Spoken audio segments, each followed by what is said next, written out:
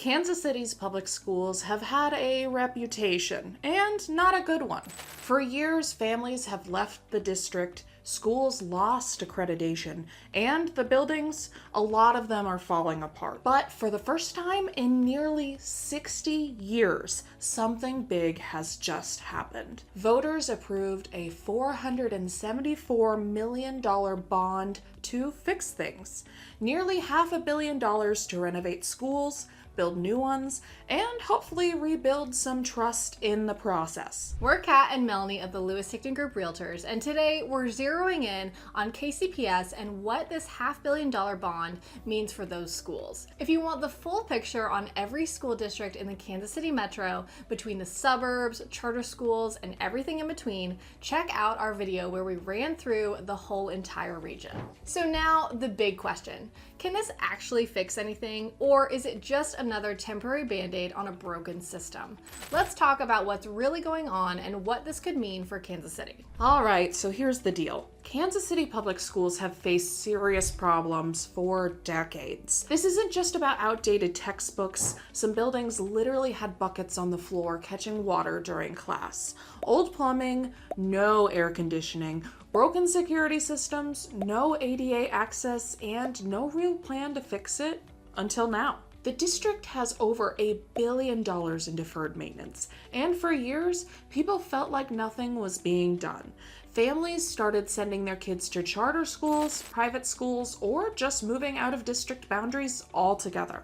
KCPS enrollment dropped, confidence dropped even further, and the district lost its accreditation completely for a while. So this $474 million bond is a huge deal.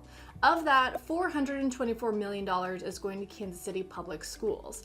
Another $50 million is being split among 9 of the district's charter school partners. And that's important because in Kansas City, charter schools aren't some fringe option. They've become a major part of the Kansas City public school landscape. Roughly half of all students in the KCPS boundaries now attend charter schools instead of traditional public ones. Most of these schools are still publicly funded and tuition-free, but they're independently operated. They've filled the gap for families looking for more specialized programs, newer facilities, or just different academic options after losing faith in KCPS. That $50 million is being used for facility improvements, so things like roof repairs, HVAC updates, safety enhancements, and ADA accessibility, very similar to the public school side. But the big shift here is that charter schools are being treated as equal partners in the district's future, which hasn't always been the case. This bond acknowledges that charter schools are not just here to stay, they're essential to the current education system in Kansas City. Meanwhile, on the KCPS side, the district is building 2 brand new elementary schools, and they're reopening the former Southwest High School as a middle school.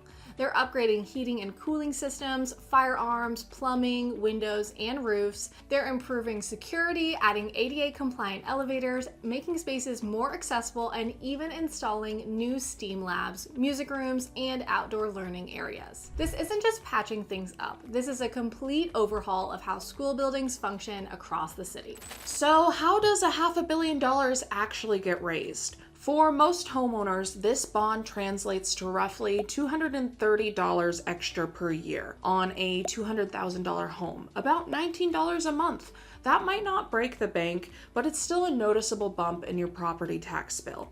And that's where things get interesting. When it comes to neighborhood impact, in neighborhoods where home values are already on the rise, some residents worry that new tax could speed up gentrification, pushing longtime families out. And a big part of why this passed so decisively was frustration with the status quo. Many parents have voiced their opinions through their actions by sending their kids to charter, private, or suburban schools because KCPS buildings and programs just weren't cutting it for them. And when it comes to PTA meetings, you'll hear 2 very different opinions. Pro-bond voices say, we spent decades underfunding these schools. It's finally time to pay up so our kids learn in safe, modern classrooms.